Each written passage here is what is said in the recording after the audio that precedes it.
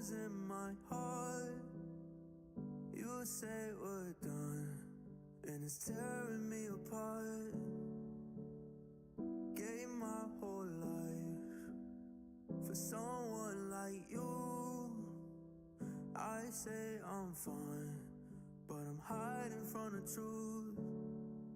I flew way too high and fell way too far. Thought I touched the sky, but then it went dark, so I lost it all.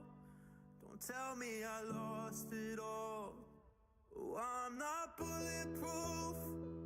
The way your words destroy my body, take me to the roof and just stand it right here for me. I'm not bulletproof, so hold the gun and do it quickly. Nothing left to lose, and I can't bear to take you with me. I crashed my car 5 miles from here, but I ran this far to catch up to my fears. I flew way too high and fell way too far. Thought I touched the sky, but then it went dark, so I lost it all. Don't tell me I lost it all. Oh, I'm not bulletproof. The way your words destroy my body, take me to the roof and just stand it right here for me. I'm not bulletproof, so hold the gun and do it quickly. Nothing left to lose, and I can't bear to take you with me. Shoot me down, 'cause I can't take one more day alone. It's too much to bear. I hit the ground after you close the door. Go and pull the cord in midair. Oh, I'm not bulletproof. The way your words destroy my body, take me to the roof and just stand it right here for me. I'm not bulletproof, so hold the gun and do it quickly. Nothing left to lose, and I can't bear to take you with me.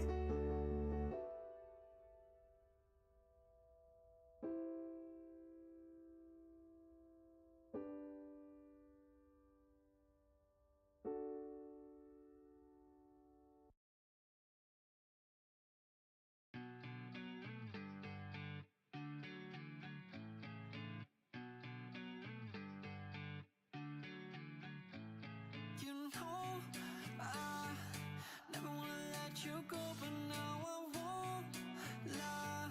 I think I'm better off alone, yeah. So many things I never got out of my soul. Always kept it locked up inside and closed the door.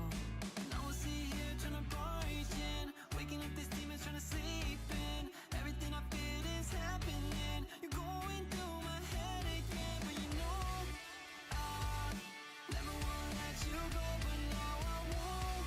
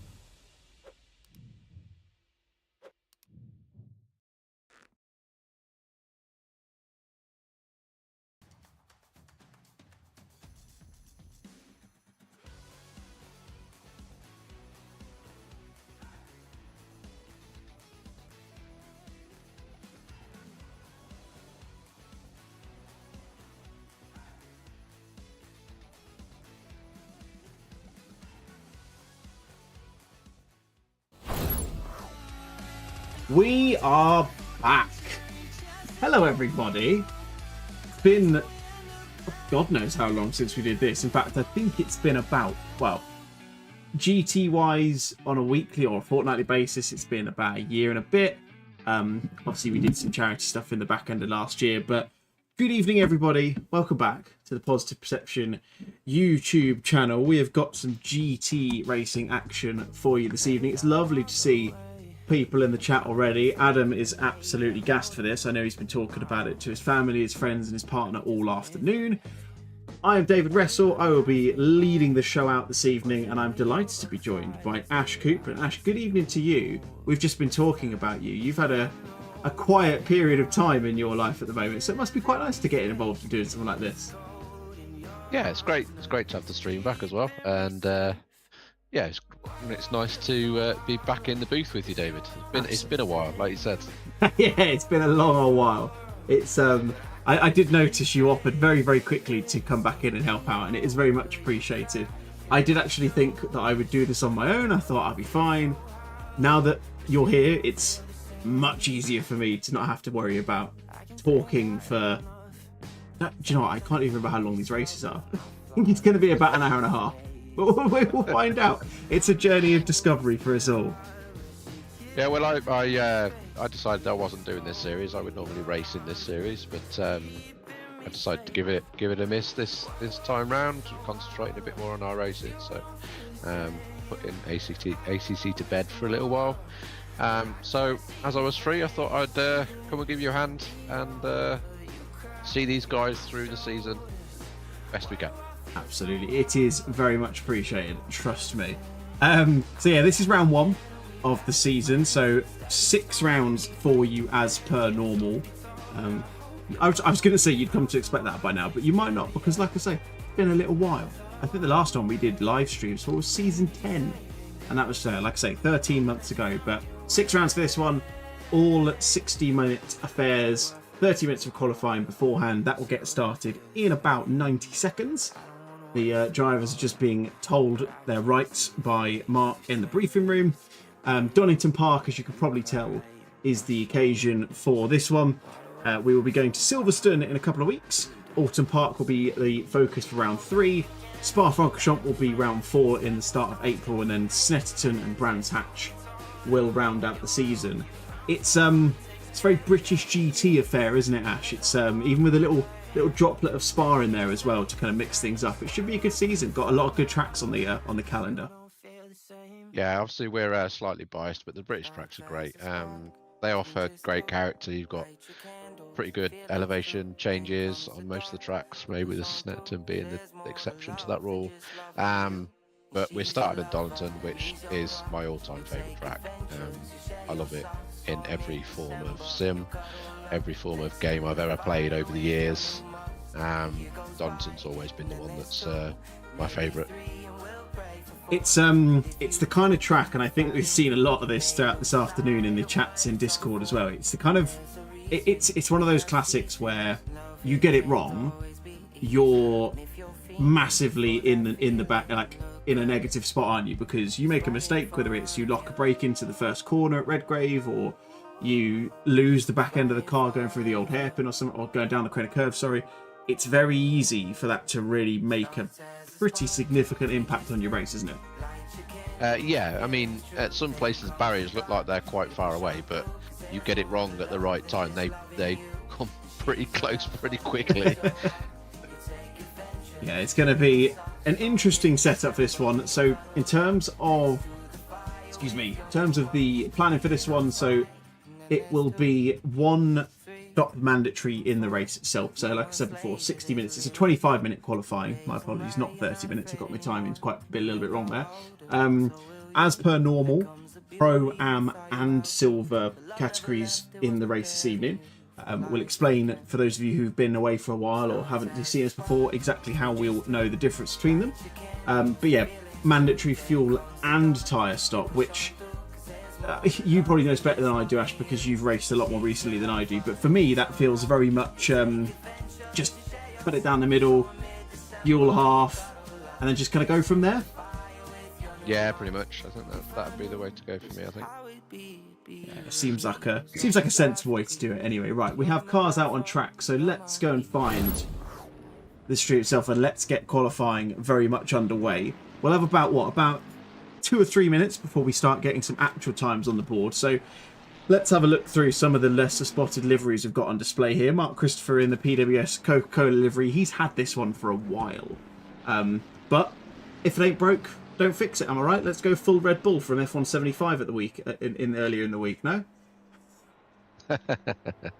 Yeah, Mark has pretty much, well, every time I've seen him drive, he's been running the Coca-Cola livery. So I quite like the idea of keeping the livery the same. At least everybody knows what your car looks like. And yeah, certainly helps us. We were just talking before the stream that there are a lot of new names on the grid for this season. So it's going to be, I wouldn't say it's going to be a struggle. We'll always get through it, but it's going to be interesting to see how we get on. I've tried a few pronunciations here and there.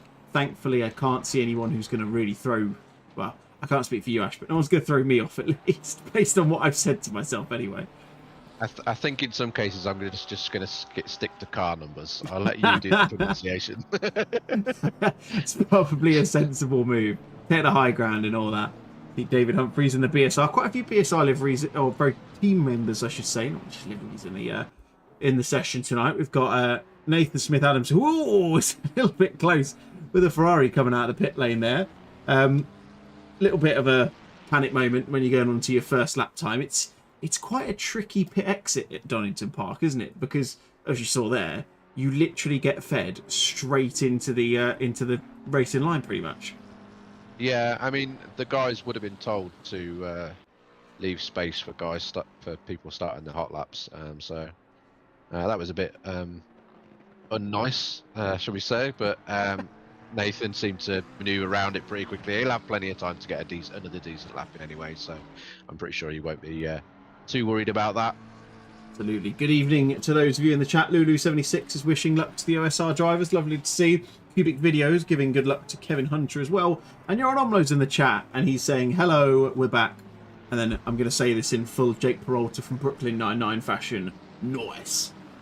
Which is great to see. It's lovely to see everyone back in the chat. I forget how much fun it is to interact with people on this stuff like this. So if you're around, if you're lurking, or if you're just sitting around and you want to have a quick natter, then yeah, drop in. Say hello. I think Nathan is going to be the first driver to put a lap time in. In fact, no, he's not. I'm completely wrong. It's going to be, I think, Jake Ansell who will be the first one to put a lap time in. Because I'm looking at my, what's it called? My timing board. And I've been completely fooled by it because it was Nathan who put the first lap time in. It's a 1:27.2.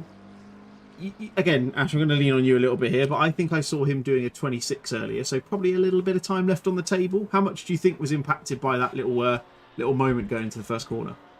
Probably a little bit, but he took a wide berth in the last corner and then just get himself a better run onto the straight for his improved lap time.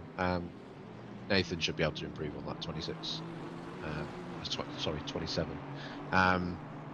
So yeah, we're just trying to line up the straight, get a bit more speed down the straight. You gain maybe a tenth and a half if you do it well. So it's worth doing.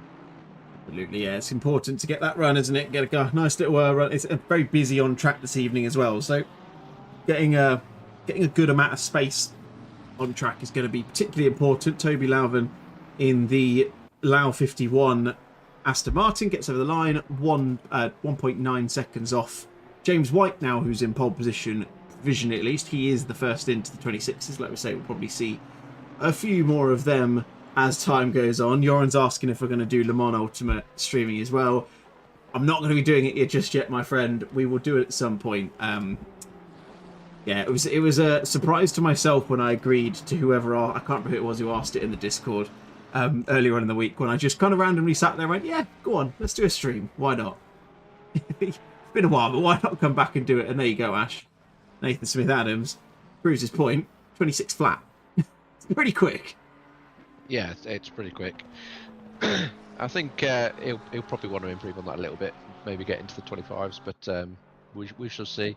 Rich is putting a decent lap time in second place as well, so that's pretty decent. James is pretty quick as well, so he'll probably want to improve on that high 26 as well. So there might be some new guys pop up into that spot as well, because it's like I say, there's a few names we've not seen before, so we have no idea how quick or slow these guys are going to be. So it'd be interesting. Absolutely, we're normally blessed with a pretty close run affair when it comes to, especially comes to qualifying in particular. So yeah, looking forward to see how that pans out. For those of you who've never seen this before, so well, firstly, welcome. It's lovely to have you. Hopefully you will stay for the long haul and you enjoy this first race of the season. You'll notice numbers on the left-hand side on the timing tower. They're in different colours. So if you're looking at those with a white background, you're looking at pro drivers. If you're looking at those with a, I'm going to call it a grey, then they're silver. It looks more silver on my timing board than it does in the sim. If you're looking at those with a red background, they are your AM drivers. So if you want to look for anyone in particular, that's what you want to be looking at. And of course, if you are in the chat and you want to see someone in particular, just give us a name and I'll quite happily go and find them. I've got no problem with that. I've got to say, digressing massively, this HSBC old school Jag livery on Mark Cooper's Mustang is beautiful, isn't it? Yeah, it looks great. It's nice to see the old school liveries. Yeah, there's quite a few this season, isn't there? I can't actually remember how many of them there were. This is, well, that's Mark. He's in, it says new man. Oh no, I don't know why it says that. I'm not sure if I'm just missing something here. This is one of about 15 probably liveries that he's actually sent me that he was planning to race in this season. So, well, yeah, might have to get him to explain at some point, probably for the next stream, what on earth new man is meant for. I don't know whether he's because he's in the Porsche. Maybe he's saying he's a new man because he's in it. Who knows? Yeah, I'm surprised he's in the Porsche, to be honest. And actually, I'm surprised he hasn't changed it from what he said he was going to run. Let's face it, we know what Mark's like. He changes his mind on what car he's going to run about 5 times before the season starts. So. Yeah, absolutely. I mean, he did tell me he was going to be in the Ferrari. Him and Ranj Kelsey were both going to be in the Ferrari, but then Mark didn't like it. I can see Ranj is still in the Ferrari, but he's in the 296. So they've both changed. They've just gone down different routes, it seems. Yeah, Ranj is usually in the Ferrari, to be fair. He seems to like that car, so why not just stick with it? Yeah, exactly. Well, it's like you say, you find something you like and you normally stick to it. Rich is a classic example of that. He's got, is that one of the, like the, is it it's Panasonic liveries, the old school, like Japanese ones? That's Calsonic, sorry, Cal. There you go, it's right there. But I just waited 30 seconds or 5 seconds, I would have been able to tell you what it was. But that is, yeah, it's classic. I think it's a classic mix. Is it the Calsonic on one side and then the Pennzoil on the other side, maybe? I think it might be, yeah. See if we can get a better angle of the other side. It's definitely the Calsonic one that I used to race in all the time on the old Gran Turismo games. And I think, yes, good call. Yeah. And it's Motul down the middle as well. That is a really nice little blend of 3 liveries there. Very good indeed.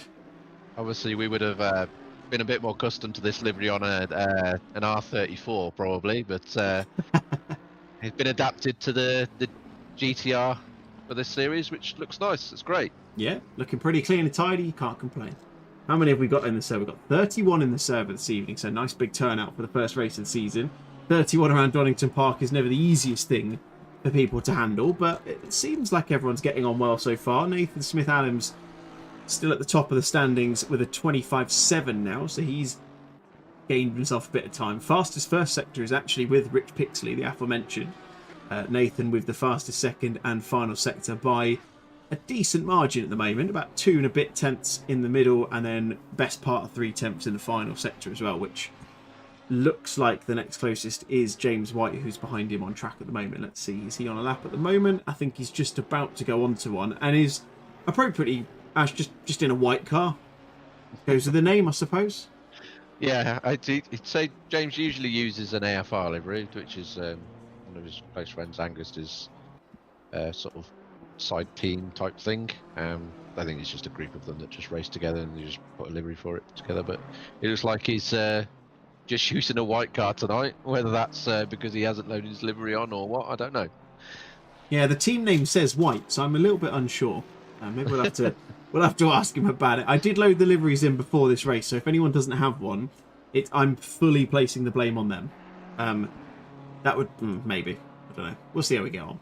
See what people say. Who else have we got up and down the group? We've got Colin Dunn and the Williams F1. Is that like a Again, it looks like a blend almost, but I'm getting kind of Rothmans in particular on there. If it's a Williams F1 livery. Oh, no, it's the Canon one, sorry. The Canon and Camel livery. But yeah, there is... interesting. I'm looking closer at the screen as if it's going to make it zoom in for me, but it's definitely not going to do that. No, it definitely says Canon down the side of it. So he looks more goldy than the Rothman yellow. It does, yeah. I think you're right, yeah. So it's similar sort of era, isn't it? But yeah, you've got the Camel logo just above the rear wheel arch as well. So yeah, nice little mix up there. We've got Kevin Hunter just ahead of him. I know he's done his own livery for this one. Nice little chromatic kind of Red Bull Racing style one. I can see, I think it looks like the little Red Bull logo's got a little bit of sheen on it as well, which is very nice. We will talk properly in the race about the races that's going on, by the way. It's just when qualifying's going on and no one's improving times right now, then it's always... It's a bit sideways for Colin coming out the final corner. That's not going to do him any favours. Yeah, we'll get some ideas as to what's going on track as we get into the racing itself as well. Don't you worry. Yeah, have we got Seems like most of the classes are pretty well sorted. To be fair, Ben is down as a silver. I don't know whether that's an admin error there or what. I'm pretty sure Ben would be a pro. I thought he was meant to be. Not entirely sure why. It looks like we've got a bit of a block of pros and then a block of silvers with a couple in between. But yeah, I think the AMS silvers and the pros are pretty well sorted from what this is showing so far. As much as I don't like to gush over our admin team, they do typically tend to do a pretty good job of grouping people effectively. It has to be said. And like you say, the timings given, I think we'll all agree that Ben will be a pro by the end of this evening, because he probably...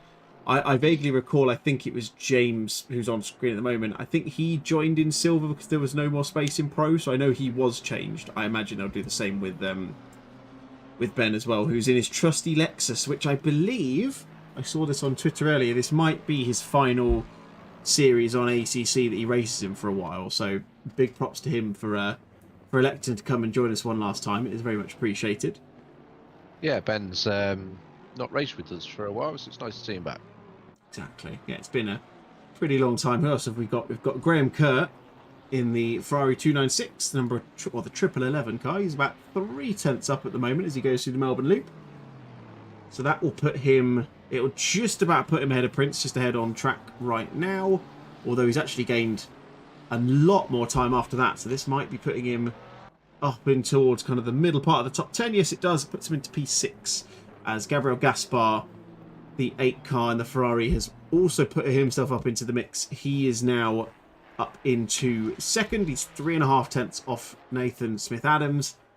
And it's nice to see because he's driving for the Posper Esports team. So it's always nice to see the livery and see him doing well as well. ORT Kings, hey guys, is PC or console? It is PC, my friend.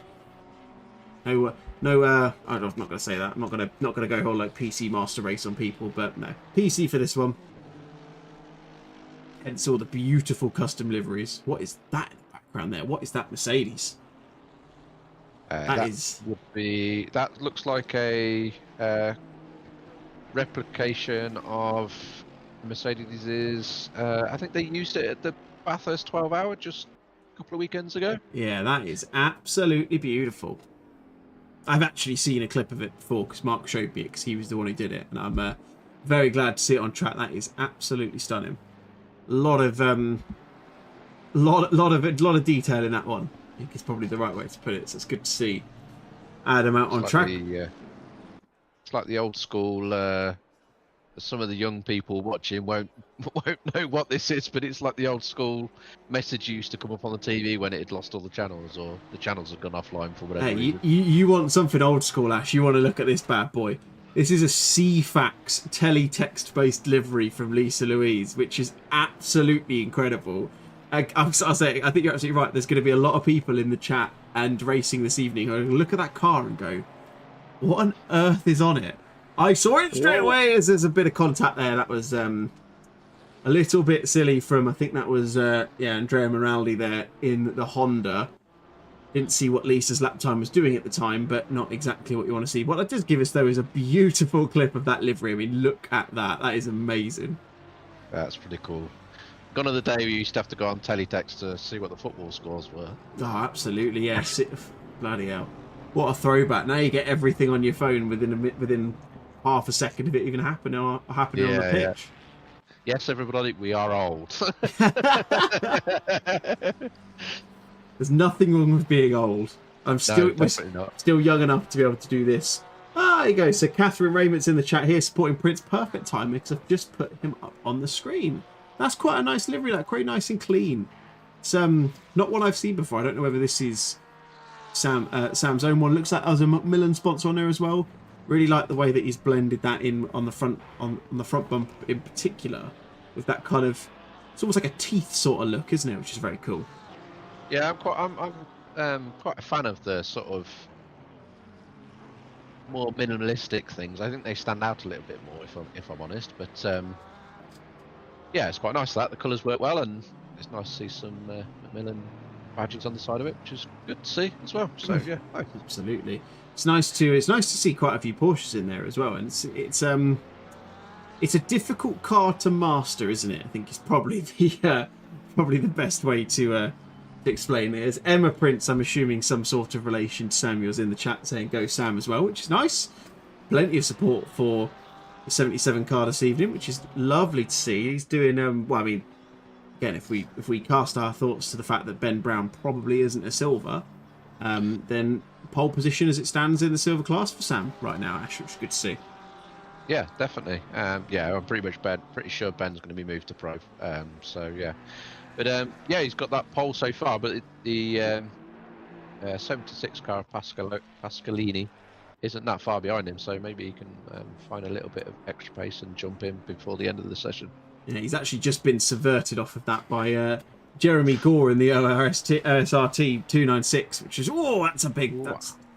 But for those of you watching, if you've never driven around Donington Park before, that is not the way to take the old hairpin. It's not the quickest way anyway. It might be good fun, but it's certainly not the quickest way to do it. No, a bit of a brown pants moment there for Jeremy, but he seems to keep going, so he kind of lost that much time. Yeah, a bit of grass tracking for Jeremy there. Wojciech Korpias in the 999 McLaren. I've got a soft spot, I don't know why, for a three-digit car number. Don't know why. Just they're growing on me. I used to really detest them, but now I think they're quite cool.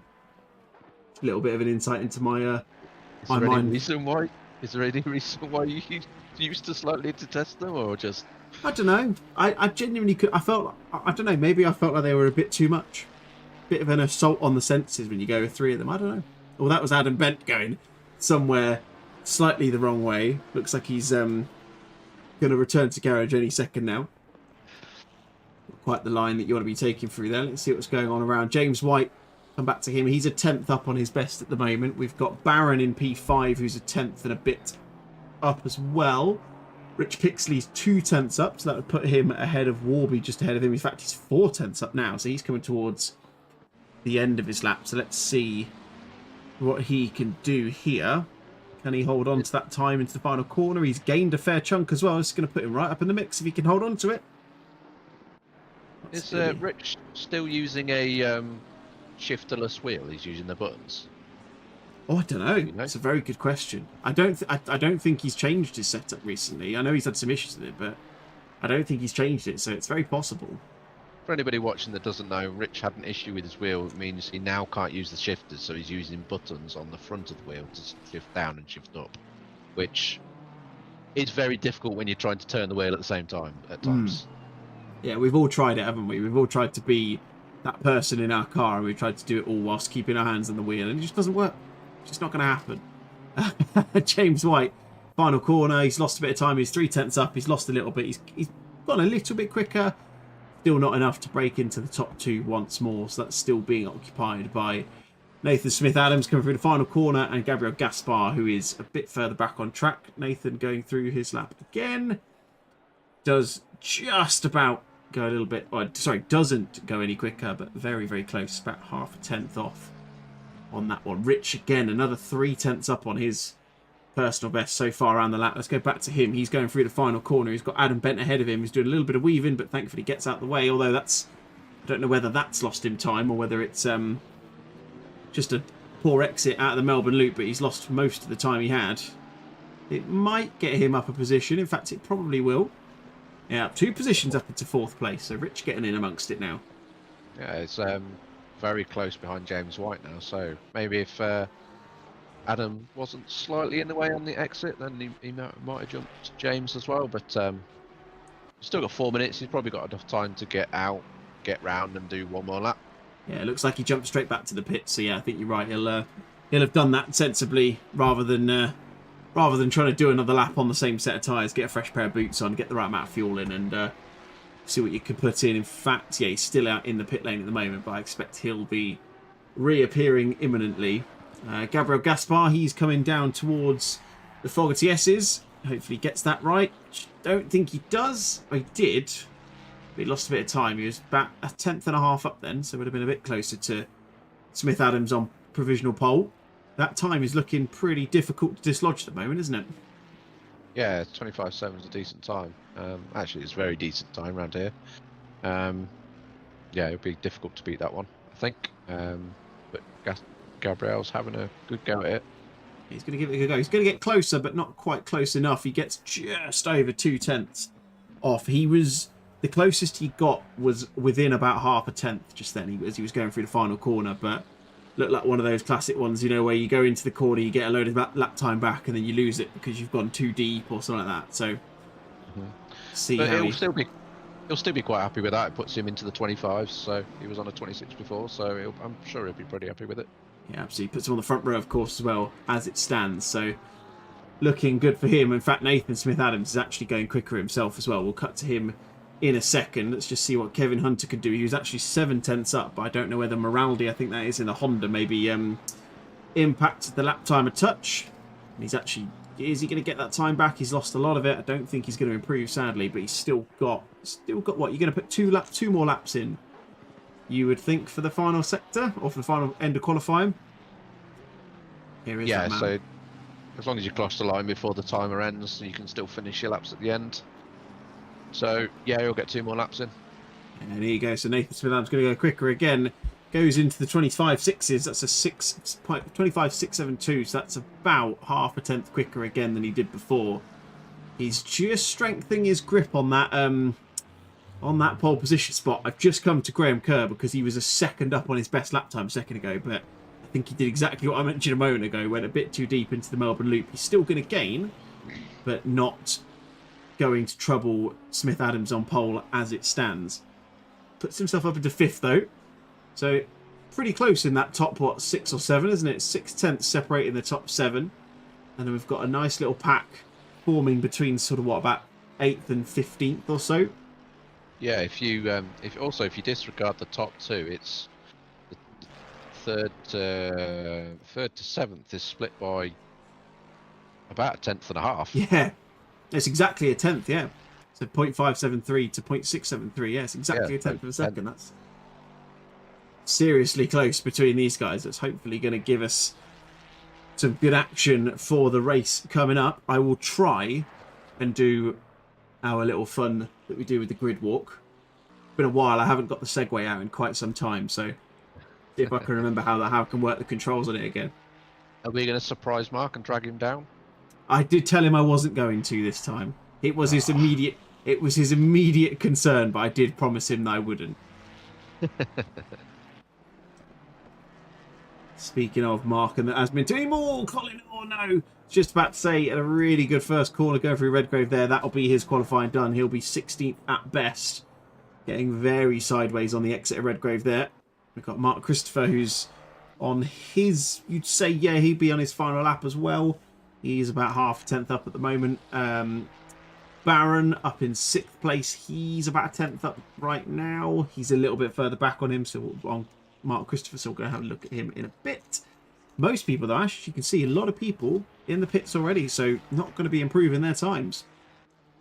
No, they've probably looked at the clock and said there's not enough time to get round and start a lap, so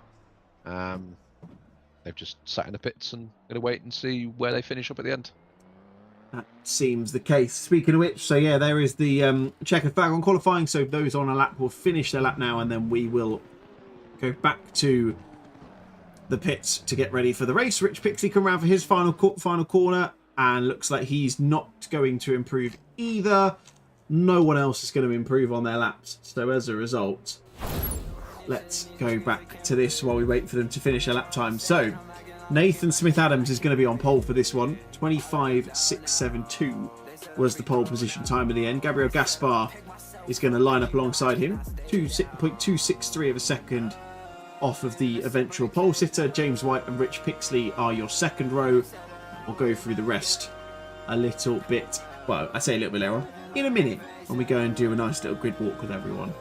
So there's a lot of interesting storylines, Ash, I would say, in terms of what we've got available to us. Like you rightly pointed out, 3rd through 7th extremely close, and then we've got a nice big gaggle of cars kind of in that mid pack, which will be something to keep an eye out for as well.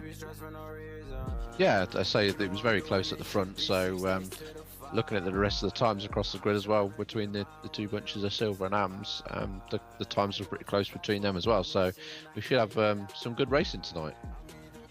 Absolutely, lots to look forward to. Cars are lined up on the grid, so I'm gonna get my little bit ready and see if we can get this working. This is where it all goes horribly wrong. Right, talk amongst yourselves, folks, while I get the segue ready. There we go.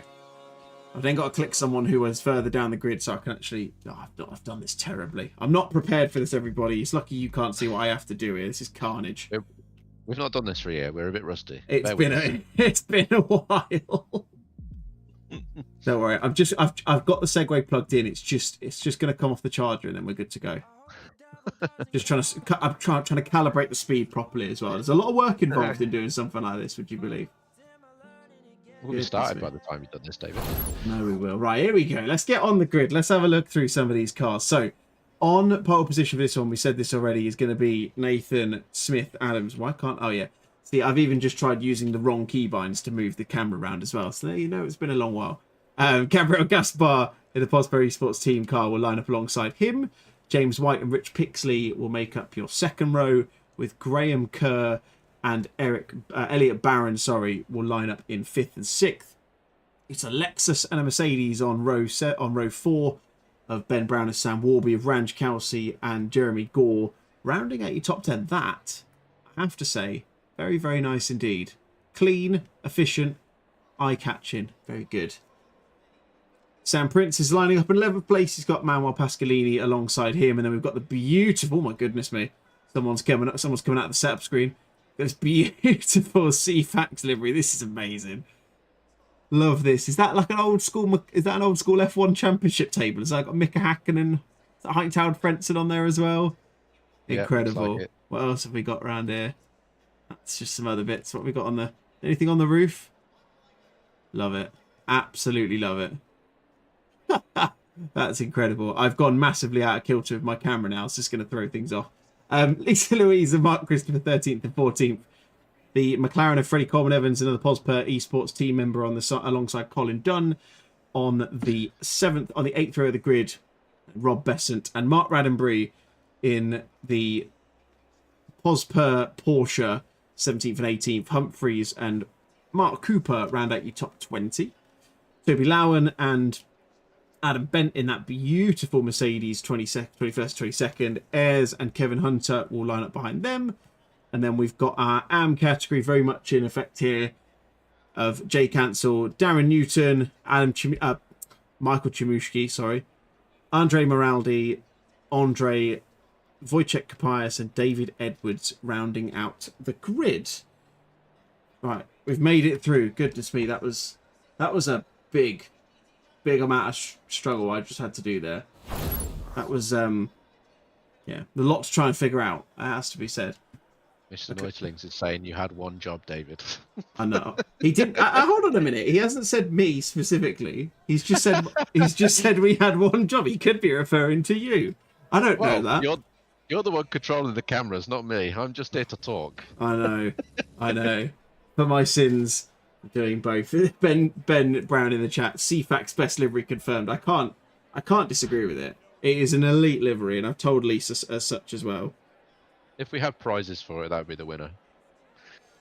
Exactly. I can confirm that Ben Brown will not be silver by the end of this evening, because Sam Prince has popped into the chat in Discord and said, "Is 22 silver? Is that a mistake?"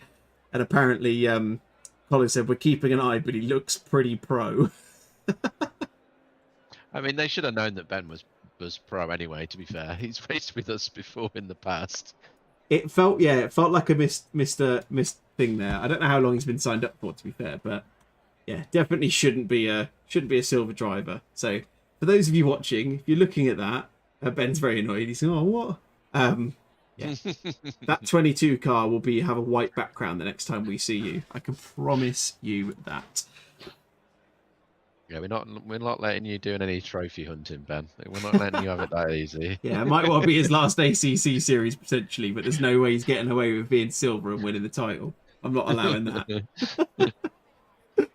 Oh dear. So we've got 15 seconds until they start the formation lap, full formation lap. So I get to see all these cars going around for a couple of minutes before we kick things off. Rolling race start, of course.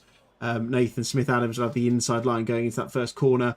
How much on a track like this, Ash, does the inside line make a difference? Because it's not a massive run to the corner, but it's massive here because the outside is horrible. The outside of turn 1 on Donington is horrible. It's a horrible place to be. The problem is turn 1 kind of tightens on itself. So when you're on the outside, that grass comes up a lot quicker than you think it does. So the inside line is very important in turn 1 here. I would much rather be on the inside of the grid. That's the exact elite level of punditry I was expecting from you, and I'm so glad you've delivered. Because I would have just said I don't really care, but actually that's a very good point. Yep. Lovely stuff. Crane of Curves. It's such an iconic bit of racetrack, and you don't realise, do you, until you actually see it, how steep that downgrade is, do you? It's quite something. No, it's great. I've actually driven it in real life, and you think it looks steep from the banks. I've been to many events and sat at Red Gates. It's my usual spot to go and watch, whether it MotoGP or Superbikes or GT racing and stuff like that over the years. Yeah, it's a lot steeper than it looks. Even in the game, it's a lot steeper than it looks, and it's a lot steeper when you sat in a car and going down it. Well, I can imagine going down there at full chat must be quite something. Well, I wouldn't quite say full chat. I was in my own car, so you know. I didn't want to break it. Yeah, I'm not sure I'd be correct if I'm wrong, but I'm not sure your own car probably has enough downforce to take the Crane of Curves at full chat. I mean, even these cars, they're pretty good at it, but even sometimes, especially when it's maybe a little bit slippery, can be a little bit scary when you go down the hill like that. So yeah, be very interested to see how you fared if that was the case. It was lots of slowing down and just making sure I didn't die. Yeah, probably want to look after your own car. I think it's a smart move. I can't say any fairer than that. I've just noticed it feels like people are a little bit out of kilter at the moment. This might be because we're about to go too wide on the formation laps. That's why things are a little bit out of kilter. Ranch Kelsey's a little bit behind. It's all going to go a little bit mad, and this is the one thing I absolutely hate about ACC is the ghosting on the formation lap, because when you run in something like this, it just looks really stupid. It does look a bit silly. There's one advantage with iRacing, I suppose, but then I suppose sometimes you die when this happens, so you know. I don't know if you know this, but you can actually turn it on in ACC. It's possible, but can you? Yeah, it is doable. Yeah, it's in like a server settings thing, so it's not in the game itself. But anyway, let's get on to the start of this race then. So Nathan Smith-Adams will take the green light any second now. And it's green light and away we go. And into the first corner it will be Nathan Smith-Adams who will look for that inside line and look to hold on to first place. Gabriel Gaspar is going to try and hold it around the outside, but he's not. He's going to get shuffled out, and it looks like that's going to stay as it was for now. We're going to have a look through. There's a car off of the inside, but looks like that is the Ferrari. There's a few cars off there. There's a McLaren. That's pretty common. Oh, lots of contact in the first couple of corners. Lots going on down there as we go down to the Crane of Curves and the Old Hair for the first time. Looks like Elliot Barron is trying to get the move done on Graham Kerr. Gets up in position. Ben Brown right on the back of them two as well. But up at the front, Nathan Smith Attaway. It's top 4 as you were. Lots of incidents in the first couple of corners. We'll try and get an idea of that. I can see, in fact, actually it looks like, based on the fact everybody's slowing down, I think someone's called a red flag. So we'll be going back to the pit lane. We'll have another 5 minutes to wait whilst everything gets through. I think, Ash, probably a smart move. Yeah, there was a lot of carnage at the back of the grid there. It looked like the car that had a bit of a slide was inside the top 10, and pretty much the 20 odd cars behind got caught up in it. So it's probably the right move to call a red flag. We don't want a whole grid being caught up in something that wasn't their fault.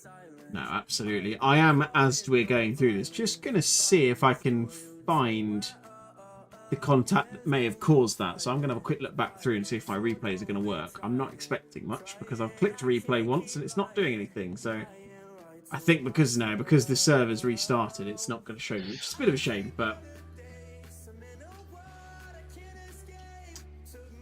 there you go. So yeah, we've got a few minutes to wait now. So we'll sit tight for a minute. We'll have a little bit more of a natter. So if you're in the chat and you want to come and say hello, now is a perfect time. Let us know who you're supporting and who you want to see taking the top step of this one. For me, Ash, it's very difficult to look beyond Nathan, isn't it? He is looking pretty rapid this evening. Yeah, he had about a quarter of a second over second place over Gabriel. So barring any incidents, probably Nathan's to lose, should we say, without trying to give him a commentator's curse. But you never know. Gabriel might have a better race setup. Anything could happen. Nathan could speed into the pits or anything like that. So we'll see. But as things stands at the moment, that's who I'd put my money on. Yeah, I think it seems like a fair shout. I mean, if you're Gabriel or even James or Rich in this situation, and let's say you're considering that Nathan Smith Adams is going to run the proverbial perfect race, what are you gonna try? What would you try and do in their position to try and almost force that error, or are you going to do something different on the strategy to try and see if you can kind of make the time from the pit lane, perhaps? Like, what's your thought process at that stage? With the pit requirements, maybe there's not an awful lot to do strategy wise. So maybe at the start, when you're close to try and get in his mirrors as much as you can. Maybe try and surprise him. Maybe not dive bomb him or anything, but maybe surprise him on the first couple of laps while you can. Try and get in front of him, upset his rhythm a little bit. But again, that's going to be very difficult anyway. So as long as he gets a good start, it's going to be a difficult job for either of the guys behind, to be honest. But yeah, just try and get in his mirrors, try and put him off as much as can, try and push him into a mistake early doors before he can get away. Yeah, like you say, early's it's the easiest time to make a mistake, isn't it? Because there's so much going on around you. It can be so simple just to drop a wheel onto the grass or make a little mistake that might end up getting you a spin, or someone goes for a move they maybe shouldn't do, or even it can be, we've seen it happen before, someone pits early to try to fix up some damage or something, and you get caught up in them coming back out of the pits as well. So anything's possible. That's what we've got to do. We've got an hour to find out what is possible, I suppose. Yeah, everything's possible. Like I say, you can speed in the pit lane. You never know. Or you can just not judge the tyres at the start and go wide somewhere and let someone through. You know, cold tyres at the start, anything can happen. So, but like we said, it's kind of his to lose. So he'll just have to keep a level head and keep calm and do what he knows he's got to do. I think you said 3 words there that really kind of ring true, which is anything can happen. 60-minute race. We've got a pit stop for fuel and for tyres, so they have to change both. I'm not sure off the top of my head whether there is a fuel limit or not, but obviously, as for those of you who know, it makes sense to change or to completely refuel, because same amount of time, isn't it? You'd wait. Well, sorry, not the same amount of time. You're going to take more time to change the tyres than you are to change your fuel, aren't you? So the no-brainer strategy is presumably going to be split the race in half and change tyres halfway through, isn't it? You might get maybe what do you think, about 10 minutes either side? Some might go a little bit early just to get the fresh rubber on. Some might go a little bit longer to get a delta at the end. We'll have to wait and see. Yeah, I think it depends on where the traffic is. Obviously, if you're sat in traffic and you think you're a bit quicker than the cars in front, you might want to dive in, get some fresher tyres and do a bit of an undercut. That does work sometimes. Donington is sort of fairly heavy on tyres, but it's not too bad here. And the track temps are pretty decent as well, so it's not like it's a blistering hot track that's going to destroy the tyres or anything. So most people will definitely split it half and half, like you say. It takes 30 seconds to change the tyres. You can refuel the car fully in that time, so makes no sense unless they are being forced to by the server settings to put anything more than half a race worth of fuel in the car.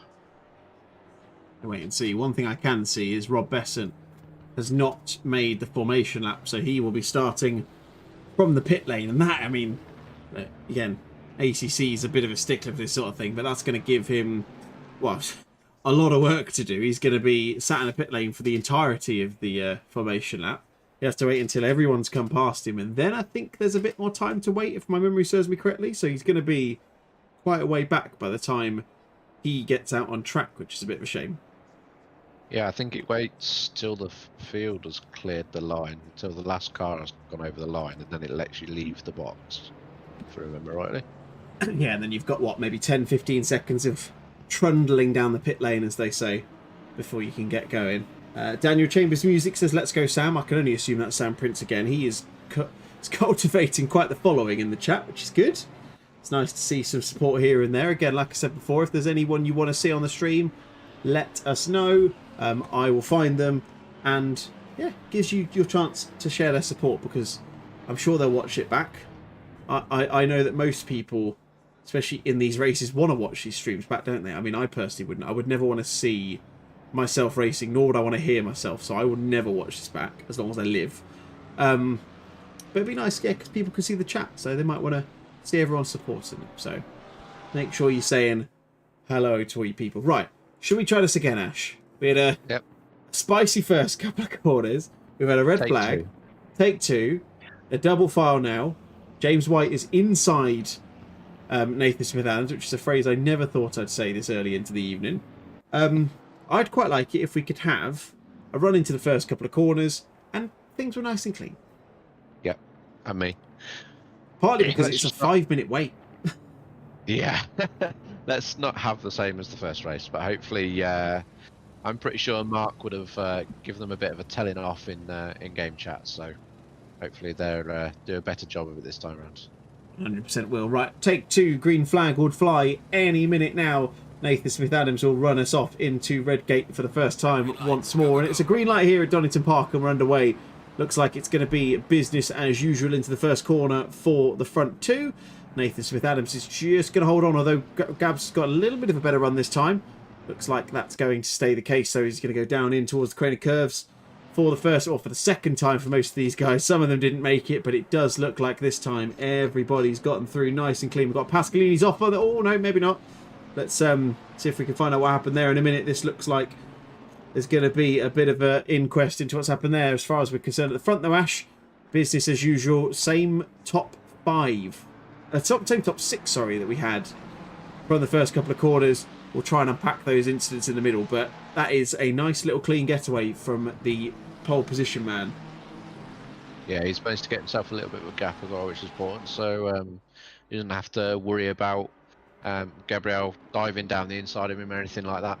Gabriel will have James is all over his mirrors, so he'll be probably looking backwards rather than forwards at the moment. Absolutely right. Let's see if we can get a replay of what happened to Pascalini at the start. He's coming down through the crane of curves and brakes quite significantly, I would say. Difficult to say exactly what's happened there, but Mark Christopher giving him a little bit of a love tap up the rear. and that's put him out, and it looked like it caught up quite a few other ones as well. Adam Evans is in the chat. He's saying hi, Fred.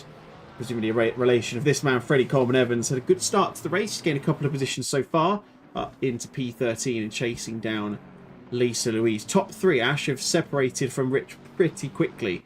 There's about a 1.2, 1.3 second gap to the Nissan number 7.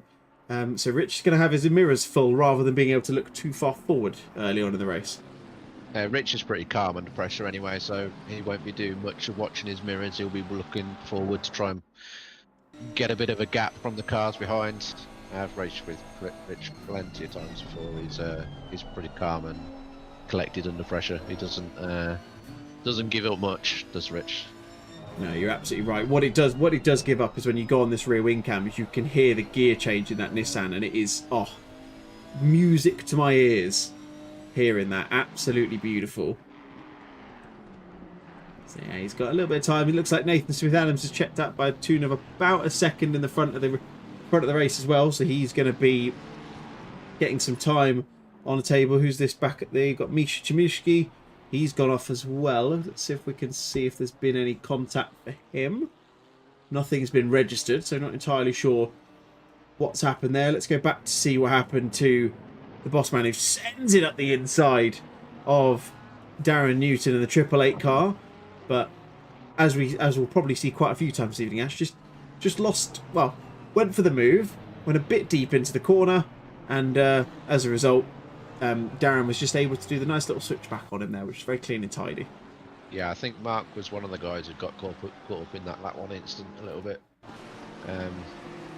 Mark Christopher just behind him, so I think yeah, it forced Mark off track to the right hand side. So yeah, he got quite from that. Yeah, he got quite fortunate, to be fair, because I think it looked like he kind of got a bit of a rear end and then just went straight on rather than the others. Although Mark Christopher actually was one of the ones who did get turned, but seemed to come out of it okay. I think the other one was, I'm trying to see, I think it was David Humphreys. Yeah, it's the BMW from BSR who got caught up in that as well. So thankfully, yeah, although there's been a few, it's relatively clean to do the second start of this race. Yeah, I mean it was cleaner than the first one, but it's racing. We're always going to get incidents every now and again. It's part and parcel of it, unfortunately. We'd like it to be super clean and stuff like that, but in reality, it's quite difficult. Yeah, absolutely. You see Colin Dunn, speaking of difficult, giving a bit of sideways action, bit of opposite lock going through the foggy S's. He's chasing down that Mercedes in front of him of Adam Bent. Nice little battle between these two early on in this race, and he's got Toby Louven right behind him and then Kevin Hunter behind as well. So it's very much one of those, isn't it, where early doors, it gets very sideways coming out of the final corner. It's quite a difficult balance early on in a race like this, Ash, isn't it, where you've got to be careful of, yes, you might want to get a move done, but equally you do need to be considerate of those behind you as well. Yeah, definitely. You don't want to dive down the inside of someone, then lose way more time and put yourself into the clutches of the cars behind. Yeah, it can be very, very dangerous indeed if you do, like you say, you have to almost be so set on the move being almost like definitively going to come off or not. So it can be difficult. Sean Wilby, I didn't say Sean earlier, I said something else, I can't remember what it was. But that is Sean Warby in the Williams Esports 2024 car. It doesn't look very Williams Esports at the moment. I'll have to get our livery sync going again, but he's in P8 at the moment. So now back end of the pro class, there's one pro who's a little bit further back in the form of Andre in the 11 car, but I don't know whether he is supposed to be in that class or not. Didn't see what he did in qualifying. He might have, maybe he got caught up at the start. I don't know. But I'm sure the admin guys will move him if he's not supposed to be in pro. Absolutely, yeah. Yeah, Sean not with a livery, unfortunately. Looks like he's driving for the Williams Esports Academy.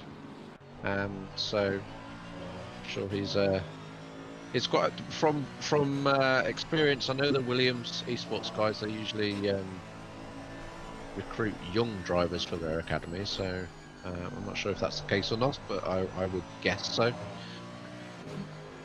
got a lovely run out of the old hairpin there. I thought it looked like he went really slowly into it because Jeremy Gore came so much closer to him under braking, but that just shows you the accordion effect in full flow.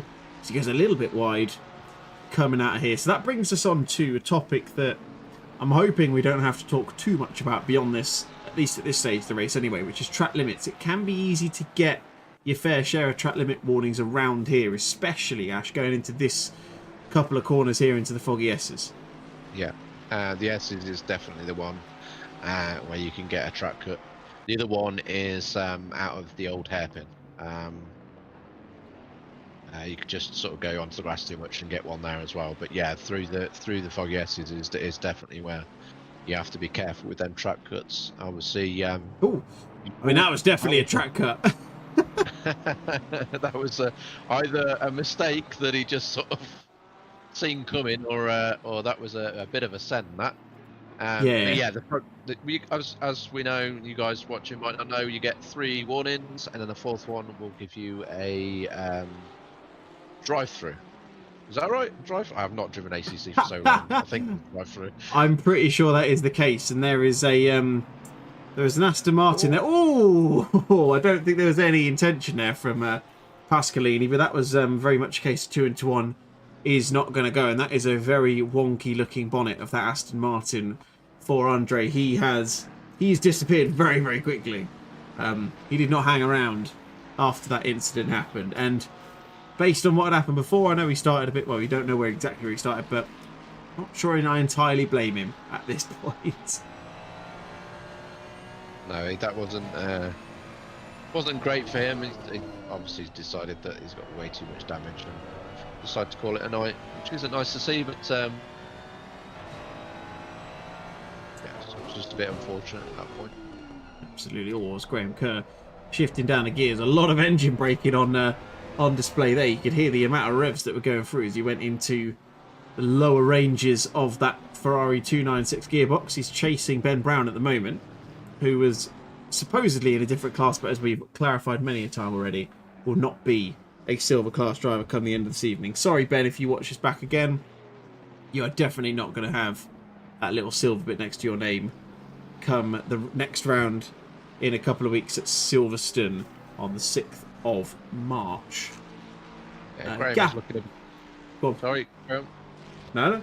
Gap at the front, 2.4 seconds now. So Nathan is very much stretching his legs, and also, well, what we talked about might be doable about kind of getting your nose in early doors and trying to force your way around it a little bit is not going to happen because he's disappeared off into the distance. But good start from him.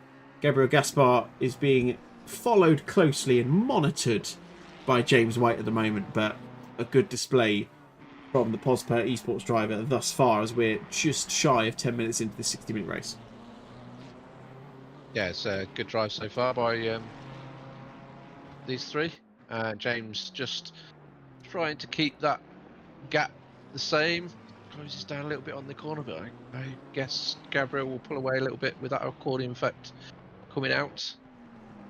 James just trying to put a bit of pressure on, trying to get him to make a mistake or two. See if you can try and get past at any point. But no, like I say, Nathan's cleared off at the front. Got the fastest lap of the race, nearly 3 seconds of gap. Happy days. Easy sailing for him at the front at the moment. Yeah, looking pretty comfortable indeed. These two are the closest 2 on track right now. 0.4 seconds separating the 2, and that, there you go, perfect camera angle. That is what 0.4 of a second looks like if you've never seen it before. Short answer, pretty quick, pretty close indeed. And you can see a few more as they come steaming down through the crater curves. That is such a good camera. I know I said that there's some things that ACC do that I don't agree with. That camera angle, though, is beautiful. It really shows the closing speed through the crater curves, and can show you actually how close these guys get to the, well, pretty much every possible limit at the track as well. They are leaving they're leaving nothing on the table, as it were. No, they using all the curbs down the corner curves. Literally using all the curbs. All of the curve, should we say? Yeah, all the curb on all the curve. So yeah, no, yeah, like I say, it's great camera, that one. It really gives you an example of how fast they're going. sometimes it looks like they're going a bit slower when you use the TV cameras, but they're definitely. I mean, it's full open throttle, fourth or fifth gear down through there, so yeah, pretty quick. Yeah, certainly keeps you on your toes as you go through. Here's a position change by the looks of it. Toby Lowen getting past Colin Dunn into the Melbourne Loop. It looked like it was made relatively straightforward by Colin. Not sure if that was a tactical move from him or not. That puts him back just in front of Mark Raddenbury in the 750 Porsche. And they got Mark Christopher just behind them as well. So this is a nice little gaggle. A few people all within sort of about a second or so of each other. Say Colin, decent start so far. His last lap time was a 30.4. Mark did a 28 flat, so bit of work for Colin to do. He's actually in the same position he started in. I apologise. I thought he'd made a couple of positions, but he hasn't done that just yet. A little bit of info for you. Fastest in the speed trap, Ben Brown, 243 kilometres an hour in that Lexus, which is 2Ks quicker by the looks of it than anyone else. So that Lexus got a little bit of grunt in a straight line by the looks of it. Yeah, V8 power of the Lexus. V8 motor. Proving to be quick down the straights. I see Mark's made up a couple of places after his off track at the start. Managed to get past Darren, who's actually dropped back a few places now. Managed to get past Mark Christopher, and now just trying to chase Colin down. His compatriot. Yeah, it's going to be a nice little battle. These two have had their fair shares of battles over the season, so I'm sure they'll be familiar with each other's tactics. Mark will know what Colin will look to do on a defensive standpoint. Colin will know what Mark will want to do on the attack as well. So, be interesting to see how this one plays out. Toby Lowen has he's gained about a second on this lap ahead of Colin, so he seems to have got the pace on him. So, might have been a move on pace alone as Toby just decides to put his lights on into Redgate, which is interesting move. It is 3:30 PM in sim time, and it's certainly well, it looks to be daylight saving time because it's nice and bright in the Leicestershire countryside. No planes coming over the hill just yet. I know there's a couple of them that appear in the sim round here, isn't there? You get a couple hit every now and again. Yeah, every now and again you get a couple fly over, which is nice. It's a nice touch because you do actually get it at the track in real life as well, with East Midlands Airport not being too far away.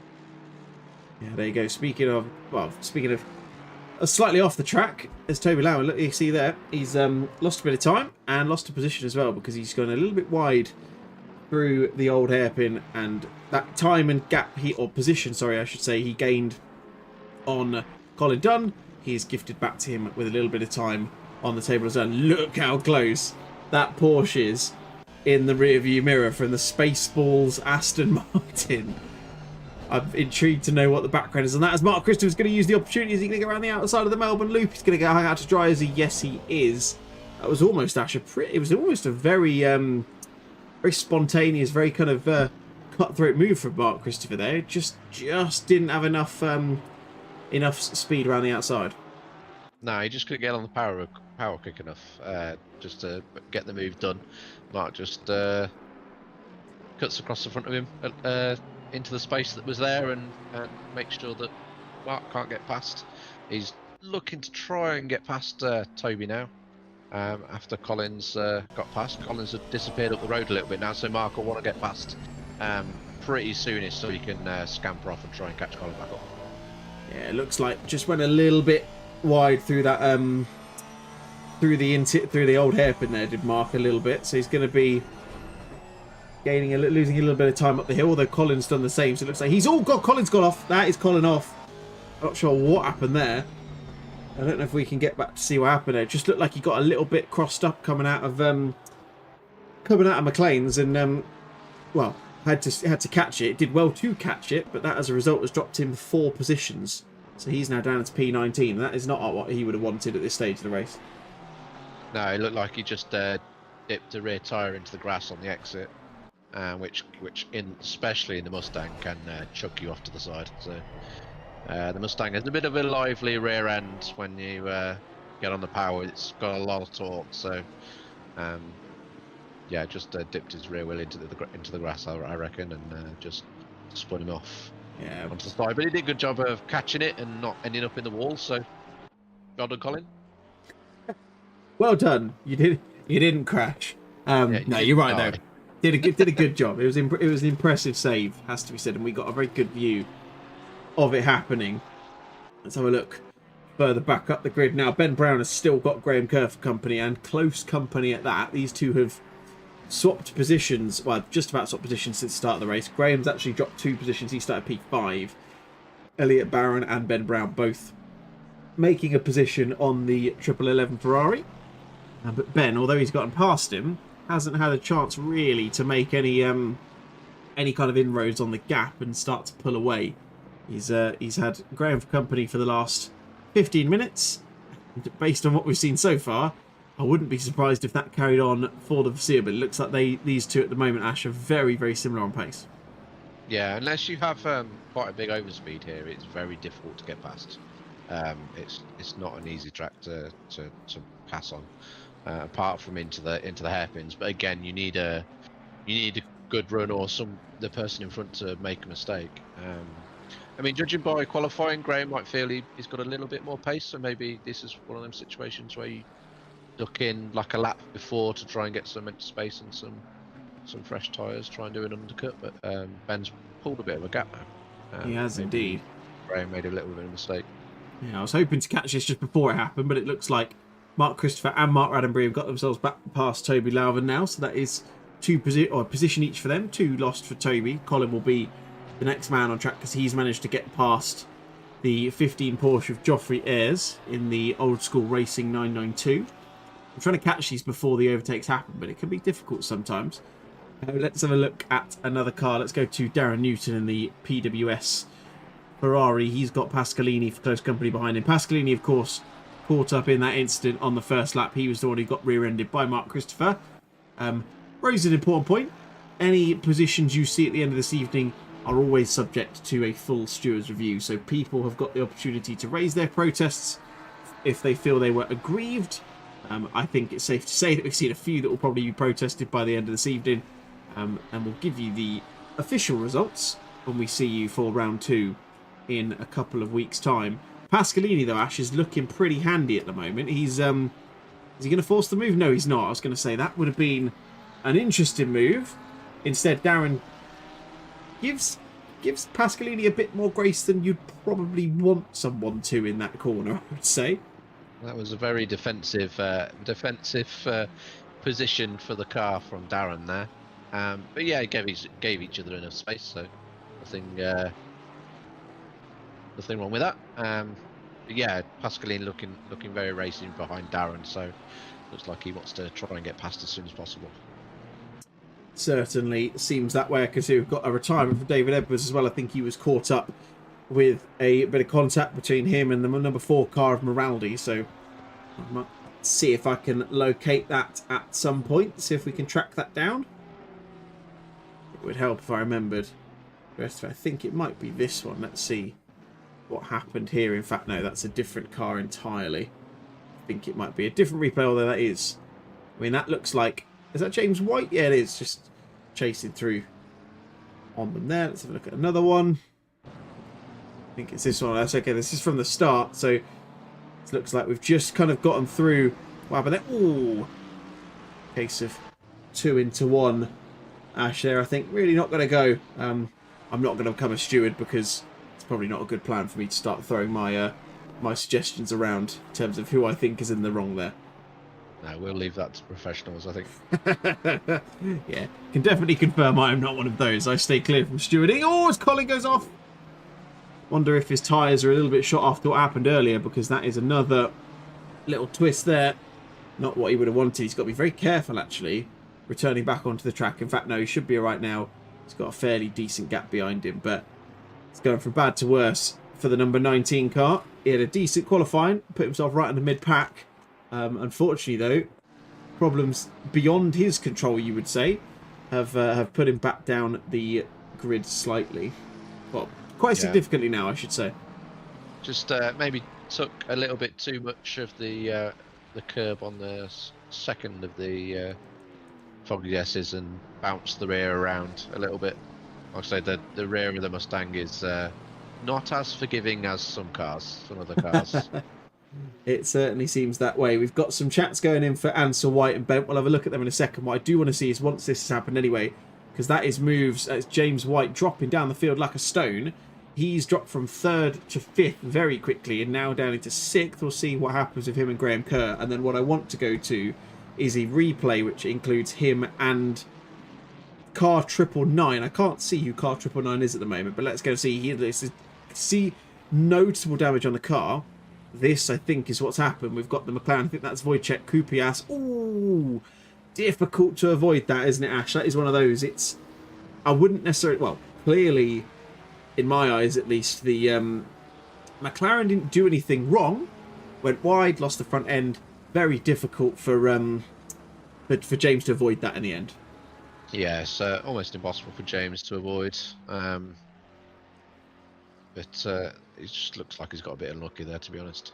Yeah, forced himself into an early pit stop. But actually, 37 minutes to go, so 23 minutes in. That's not the worst time to need to do a pit stop like that, is it? No, it's not. It's not too early. It's not early enough that's going to give him drastic tyre issues towards the end of the race compared to the drivers. But I would assume he's got a fair bit of damage to repair as well. So he'll probably drop down the order a little bit because of that. But he's got the pace to pick up some places. So. Yeah, he certainly does. Although saying that, yeah, so he's still in the pit lane at the moment, so he's still serving whatever damage he needs to fix. In fact, it looks like he's on the move, and yeah, he's out of the pit lane now. So he's out in P25, so something to keep an eye out for. We'll see how he fares in the back end. Like I say, he's fortunate in the sense that, I mean, he's come out, I think he's directly behind Nathan in the lead at the moment, so that might serve in his favour, because what it will give him is someone who he can follow who's clearly showing a really good amount of pace right now. Yeah, I mean, he effectively is in clean air, isn't he? He'll have a bit of a toe from Nathan in front of him. He can stay with him for as long as possible, but yeah, he's not going to have any slower drivers to navigate straight away, as it looks like Mark's just dived into the pits there to get out of this battle. Yeah, again, probably another sensible move when you're stuck in battles like this. I mean, I don't know what his absolute pace is like, but I was going to say he did a 33 in his last lap, but we have to remember he's just gone into the pit, so that influences it significantly. These guys are running 29s, and fastest lap for Mark up until this point was a 28 flat. So definitely a bit of time on the table. Might be a shrewd move to get that pit stop out of the way. Here's the battle for P3. Rich Pixley at the moment being chased down by Elliot Barron in the McLaren. That almost rhymes to a certain extent. These guys have been pretty close the whole way through. It's been not a lot to separate them. Fastest laps. Rich is 0.3 quicker on his fastest lap, although there's going to be a little bit of a mistake there from Elliot to push him out onto the gravel. Last lap times within a tenth of each other. Looks like Elliot's got the pace as it stands. But like you said, Ash, it's not the easiest place to overtake, and it's kind of familiar for a lot of like British circuits, isn't it? All these kind of tighter, twisty park style circuits. It can be quite difficult and quite tricky to almost plan your moves when you're looking for an overtake. I suppose that's a downside of the British tracks to a certain extent. They're slightly narrower. They are a bit more roller coastery type tracks, if that makes sense. So they are a bit more one line. Like I say, you need a fair bit of an overspeed to get a pass done, unless you do some sort of mega dive into the hairpins. Rich has managed to pull himself a little bit of a gap now. He has, yeah. He's very quickly pulled out a second on Elliot Barron, which they've said didn't expect that to happen as quickly as it did. Back to this battle. This might be the chance that Graham Kerr has been wanting all afternoon, or all evening, I should say, because he's got a really good run out of the fog of TS's and up into, or down into Melbourne Loop, I should say. Does get that move done and up into what is now P5 on track. Would have been P6, but as we said before, with James White getting caught up in that incident with one of the back markers, that's going to change up the flavour of this as we see Elliot Barron now goes into the pits himself. So we're starting to see, Ash, a lot of people getting these pit stops served, and around about the time we expected. Yeah, so we'll see now if Graham has got any extra pace than what he had sat behind Ben. See whether he clears off or not. That might have come at a nice time for Graham to get a couple of decent laps in before he stops for new tyres and extra fuel. But he has already pulled a little bit of a gap on Ben already, so he might have had a bit more under his sleeve being stuck behind Ben. Yeah, it certainly seems that way. He did a 27 flat on the last lap. Ben did a 28.1, which was also an invalidated lap, so he's gone off somewhere. I'm not sure if that was what we saw through the Fogarty S's or whether he's gone off somewhere else, but yeah, lost a bit of time as a result. I'm going to cast our eye to this because this has made me chuckle. We talked a moment ago, Ash, about the fact that Mark Roddenberry wanted to maybe get into the pit lane a little bit earlier so that he could get out of the traffic. He's now found himself directly behind Toby Lowen again. Yeah, Mark and Toby have been around each other for a lot of this race. Toby must have pitted a bit earlier on, and Mark's ended up back behind him again. But the guys that you got with, I think it was Mark, Christopher, and it was Colin before he went off, wasn't it? Yeah. Yeah, Adam Bent. Yeah, you're right. Yeah, the Mercedes. So we'll see when them two guys pits whether this is the correct decision by Mark or not. But he seems to have lost a little bit of time fighting with Toby. Toby looks like he's just let him through then, actually. So yeah, that'll be nice for Mark. Yeah, not sure if that was a like I say, not sure whether it was a mistake or just an opening of the door. I'd maybe say it was a mistake just based on how aggressive he was looking to be into Redgate there, and I think, well, kind of proved your point from way earlier on in the evening, Ash. You're not going to get a move done around the outside of the first corner here, are you? No. There's two places in ACC you're not going to get moved around the outside. Turn 1 Donington and Turn 2 at Bathurst. It just doesn't happen. I think that's probably the same for pretty much every sim that has these tracks on, for sure. It's yeah, they're not the easiest ones to get moves done against. Here's Kevin Hunter in the 34 Red Bull Racing Mercedes. I was going to say McLaren Mercedes. No, it's BMW, everyone. Let's just make sure we've got that right. He's just behind Mark Cooper at the moment. He's got David Humphreys behind him, who I'm guessing has been caught up in an incident. Let's see if I can check the times. Yeah, he was stationary in the pit lane for just over a minute. So that's definitely time lost for him. Let's just have a look and see what James White is. He was 50 seconds stationary in the pit lane. Mark Raddenbury 41, Toby Lowen 33, Geoffrey Ayres 32 seconds, Jake Ansell 36, Colin Dunn only 40, despite the fact he had that little coming together with the wall through the Fogarty S as well. And I can actually see that Sean Warby, Jeremy Gore, and and Gabriel Gaspar all... Wait, no, never mind. Ignore me. It says it's telling me that Gabriel's been in the pits, but I don't think he has. So I'm not sure where that data has come from. Just ignore I said anything. Yeah, so it sounded like Mark had a bit of damage to repair as well if he was in there for 40 seconds. Oh, there's a little bit more damage to repair. I don't think he could have done anything there. That is unfortunate. And he's back behind Toby again. That looked like Mika just, basically just lost the back end, didn't he? There was very little he could have done. It looks like he'd lost it there. And Mark, in fairness to him, just gave him a little bit of an extra nudge. Yeah, there's not a lot Mark could do then. It's very difficult to slow down when you're fully on the accelerator and a car just stops in front of you. Yeah. But yeah, that's not great for Mark. Say he was in the pits for 40 seconds, I think he said, so it looks like he repaired some damage, but he'll have a little bit more to repair now. Yeah, exactly. James was stopped for 50 seconds, so he looks like he had 18 or 19 seconds worth of damage to repair, so that'll push him back down the grid a little bit.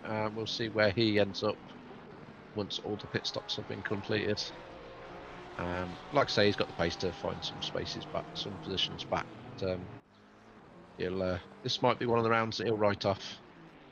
Yeah, well, of course, probably worth pointing out, it's a very good point. There is drop round, or a drop round, I should say, that everyone can take throughout this season. So doesn't have to, can be a race that you don't take part in, can be a race that just doesn't particularly go well for you, or if you win all of them, it could just be the race you finish second. So we'll see what happens. Speaking of races that maybe aren't going particularly well, or at least they aren't anymore, is this man, Kevin Hunter. It looks like he's got a speeding in the pit lane penalty That is a 30-second stop-go for his troubles. As yeah, I mean that is it's a horrible thing to see. At any point, I thought he was going to get caught up by Chemishki again, who's seemingly having some trouble with the old hairpin. But that is it's a real smack in the face. That's one of those, isn't it, where you normally get it when you're entering the pit lane, and you probably know you've done it, but you just kind of have to sit and wait until you leave it again before you get the penalty, don't you? Which is really frustrating. Yeah, it's one of them where you're either really close and you pray that you don't get the penalty board come up when you leave the pit lane, or you know you've well and truly done it. Usually, if you get a stop go 30, you're pretty far over the limit. So yeah, that's a bit of a slap in the face for him. He'll lose probably a minute. Yeah, 60 seconds or so. Well, yeah, because you can get a drive through if you're slightly over the limit, can't you? So yeah, if you're very slightly over, you usually get a drive through. But if you're fair way over, then you get a stop go 30. I've even seen disqualifications because if you're massively over, but just steam it in and see what happens. Yeah, the old the Gran Turismo Sport chat. Love that. Here's James White. So he's making his way back through the field quite nicely at the moment. He's back up into P12. Yeah, Gore in front of him has also made a stop. So this is for position on track. This is actually the net position. So this is a move that James will want to try and make. Thought he was going to send it down the inside then, but Gore in front of him just does a good enough job to keep him behind. But James will be trying as best he can to make up this place as quick as possible. Yeah, I think this is, I'm trying to figure it out. I think it's about kind of the cusp of the top 10 that this is a battle for at the moment. So still a lot on the line. See Lisa Louise just coming out of the pit lane there. You got Kevin Hunter who's just served his stop go 30. You saw him in there. Chemulski is in the pit lane as well. There's not many people now yet to serve their pit stop. We've got the top 4, although Graham Kerr is in the pit lane at the moment. James White gets the move down through the crane of curves. That is it's a high stakes move, that, isn't it, Ash? Because yes, you can get 2 people through there side by side. You might just need to be a little bit careful and be very, very aware of just how wide your car is. Yeah, Gore did a good job of giving him enough room on the inside then, to be fair, and James obviously slowing it down enough so that he didn't push Gore wide onto the grass as well. Good respect from both drivers there. James was actually in front into turn 1, but got the exit a bit wrong and allowed Gore to get back alongside him down the hill. So, but he's got the move well and done now, and he'll be hoping to scamper off into the distance, trying to catch up with Sam Prince in front of him now. But he's got a good 10 seconds to make up before he gets to Sam. So he'll be just pumping in quali laps every lap now, trying not to make any mistakes, and hope he can close him down before the end of the race.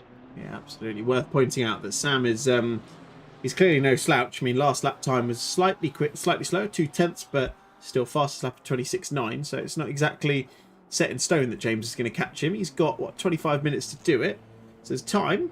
But yeah, still got a lot of work to do. What will help him is the fact that Sam is going to be, or probably is already at this point, battling with Sean Warby in the Williams Esport Academy Mercedes. So that's going to potentially support James in his plans to try and get that position. So based on who's still yet to pit, I say yet to pit, they are both in the pits, Gabriel Gaspar and Ben Brown.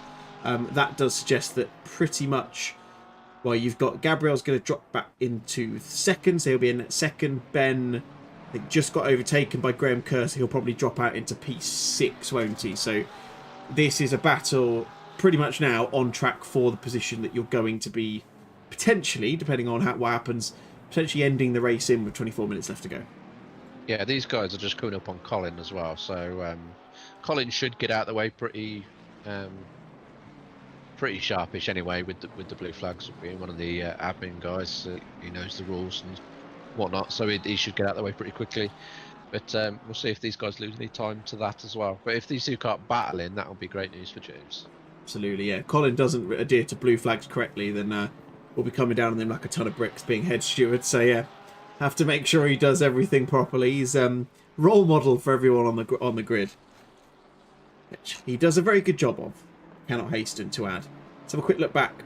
Further down, as you can see, Mark Christopher looks like he's going to get a move done on Adam Bent. He looks like Adam actually made that a little bit easier than we probably expected it to be. Going to run that back 15 seconds just to see exactly what happened here. I want to see if Adam's made a mistake or anything. Looks like Mark shows to the inside. In fact, actually, it looks like it's... I wouldn't call it a send by Mark, but it's a move that Mark's kind of broadcasted, for want of a better phrase. And then Adam's just kind of gone, yeah, look, that's fine. Like, have the position sort of thing. So, interesting play there from the Mercedes driver. Yeah, we can see as well that Mark did actually lose some time in that incident with Mika, or Misha, however you pronounce it. He's a good few seconds, 4 seconds behind Adam, so and he was in between the two cars when he pitted, so he'll be trying to make up that time again.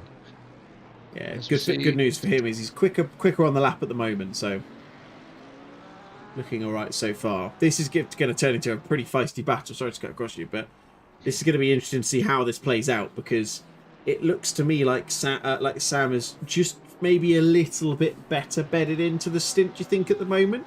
Seems to be a bit more comfortable in the car, putting Sean under a lot of pressure right now. Yeah, he's filling his mirrors with that blue, white and pink Porsche at the moment. Obviously that will maybe make the 55 Mercedes maybe tighten up a little bit as Stam actually looks down the inside. Is he going to try around the outside? Bit of a switch back. Oh no! Oh no! Oh, clumsy. That won't Clumsy. be what he wanted to do, but I'm sure if he wants to do that, he'll be sent to the steward's room after the race.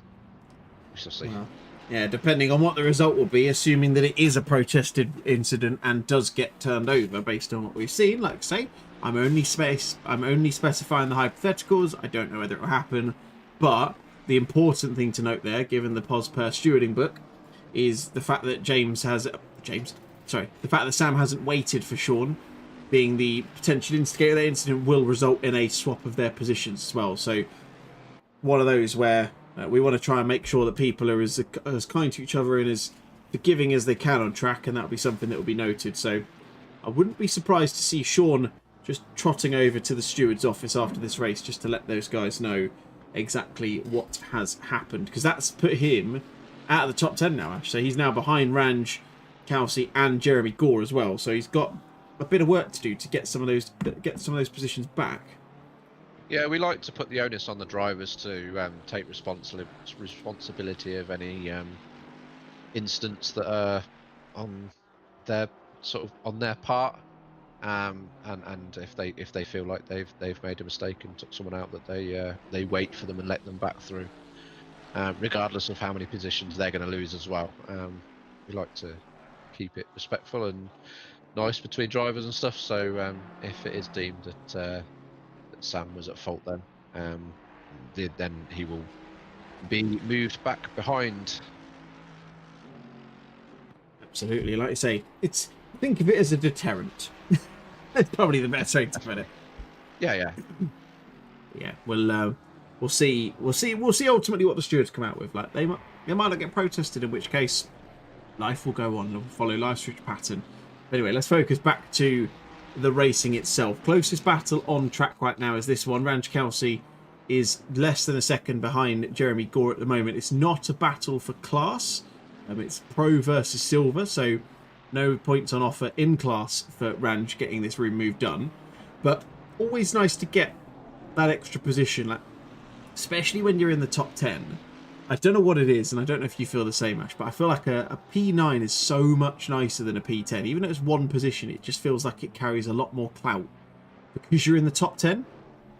It's the way I feel about it anyway. Ranj is in the top 10 already, to be fair, but I see where you're coming from, yeah. I mean, of course, these guys, they race in there. We have a championship for Pro Silver, and we also have the overall championship, so it'll be for points in the overall championship as well, so he'll still want to get that place. Absolutely, and he's got a few... In fact, Jeremy, sorry, I was going to say, has got a few silver class cars in front of him. He's got one in front of him at the moment, because like we say, we're not classing Ben Brown as a silver, because he won't be. So Sam Prince is leading the silver class at the moment. Unsurprisingly, given his imperiousness throughout this race so far, Nathan Smith-Adams is leading the pro class by 7.8 seconds. Gabriel Gaspar right now. And it's Adam Bent who's leading the AM class and has just on the last lap put in his fastest lap of the race, which is nice to see, a 28 flat from him. Fastest lap of the race in total, as you can probably imagine, has already gone to that of Nathan Smith-Adams with a 26.1 in the race, which is what I think about 6 seconds? 6/10, sorry, off of the fastest lap in qualifying.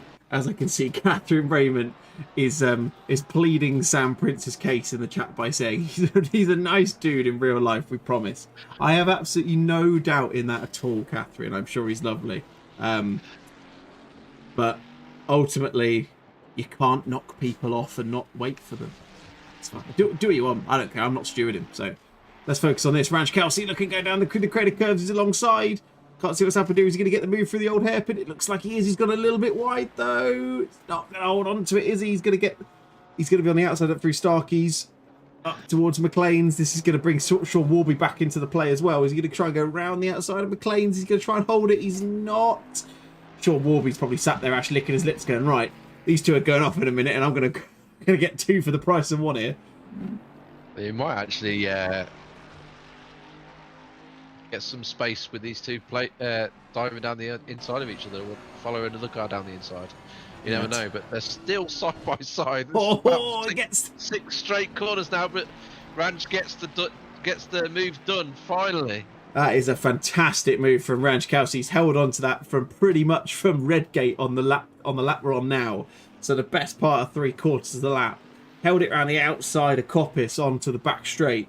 Got the move done into the Fog TS's, and he's going to try and check out now and make himself a little bit of breathing room. He's got Sean Warby just behind Jeremy on track. He's in the same class, so that will be a battle in your pro class. We'll be keeping an eye on as we come into the final knock-ins. This one, just over a quarter of this race to go. It has absolutely flown by. There's only one driver I can see who has yet to pit. That is Freddie Coleman-Evans. He will presumably pit right at the end now. There's no point in pitting now. Feels like he's in a bit of no man's land if he does. But yeah, just to quote that, Ash, Ranges, well, it's only by 0.8 of a second, but he's checked out pretty quickly to get himself away from this little battle of cars. Yeah, Sean will probably try and do the same now. Try and make a move past Gore as quickly as he can. But yeah, Ranger's got that move done, and he's cleared off in his pursuit for the next car on track, which is James. He's 7 seconds in front, so he might struggle to catch James. But yeah, he'll be trying to put a bigger gap between him and Sean as possible. I expect Sean may well get past Gore sooner rather than later, being the quicker driver tonight. Yeah, funnily enough though, now when you mention it, they've actually put this exact same fastest lap in, a 26.997. So might be quicker, but no, the fastest laps are saying similar. There's actually a very, very good balance of fastest laps in here so far. So there's a lot to keep an eye on. In the meantime, let's just go check somewhere else down the grid. Let's go and keep an eye on Colin Dunn. He is just under a second back off Jake Ansell in the 83 Ferrari. You can just see them both going down through the crater curves into the old hairpin. Colin's had an eventful evening, I think we can say. Fallen foul a couple of times, shall we say, of having one of the more powerful cars in the low range. Both of the times he's gone off, Ash, we saw earlier, both on the exit, putting the power down, not necessarily the smartest of incidents, shall we say. Well, let's be nice. Should we say he's just had a couple of adventures? He's gone grass tracking. Should we just say that? There you go. He thought this was a rallycross meet. He's gone full rallycross. He's going to go dirt tracking after this as well. But yeah. He's close. That's the main thing. Like, he's pretty close behind these guys. I mean, we've got David Humphries in the BMW. Oh god, I thought he was going to do it again. David Humphries in the BMW, about a second ahead of them as well. They've actually got Sam Prince and co in front of them themselves. So it's close. There's a good couple of positions on hand now. I think the important one for Collins is probably going to be Humphries, isn't it? Because that is, of course, in the silver class alongside him. But either way, getting a couple of positions for the end of the race is never a bad thing.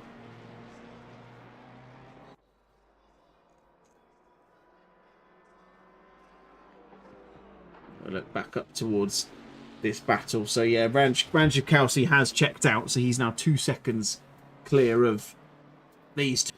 And Jeremy Gore. Alex Newman's in the chat. Good evening to you, sir. It's been a while. I hope you're well. I know you've been busier with the commentary stuff than we have, so it's lovely to see you out and about in the ether.